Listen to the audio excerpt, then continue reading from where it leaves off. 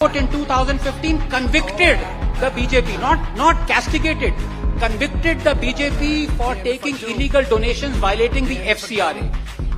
आज हम समझेंगे FCRA यानी फॉरेन कंट्रीब्यूशन रेगुलेशन एक्ट के बारे में। ये एक ऐसा लॉ है जो इंडिया में फॉरेन फंडिंग को रेगुलेट करता है और इसका सीधा संबंध देश के पॉलिटिकल सिस्टम, NGO और ट्रांसपेरेंसी से है। सबसे पहले समझते हैं FCRA है क्या।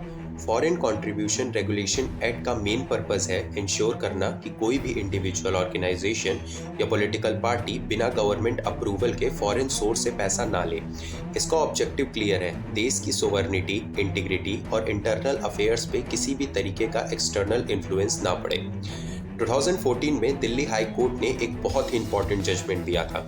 कोर्ट ने ऑब्जर्व किया कि भारत की दो मेजर पॉलिटिकल पार्टीज बीजेपी और कांग्रेस ने वेदांता जैसे एक फॉरेन ओन्ड कंपनी से फंड्स रिसीव किए थे।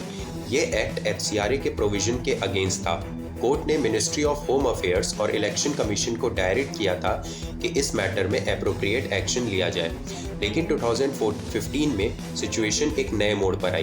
बीजेपी लेड गवर्नमेंट ने ऑपोजिशन के सपोर्ट के साथ FCRA में एक अमेंडमेंट पास किया। इस अमेंडमेंट के बाद किसी फॉरेन कंपनी की इंडियन सब्सिडरी से आई डोनेशन को फॉरेन कंट्रीब्यूशन नहीं माना गया।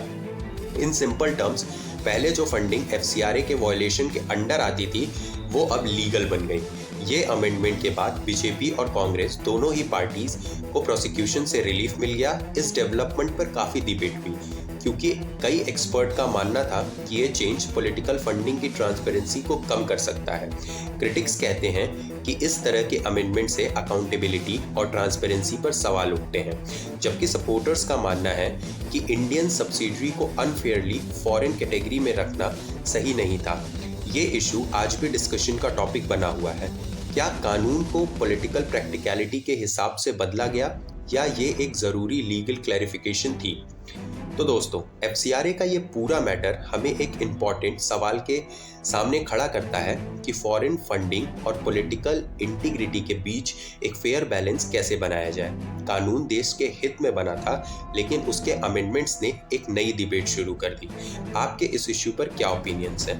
कमेंट सेक्शन में ज़रूर बताएं।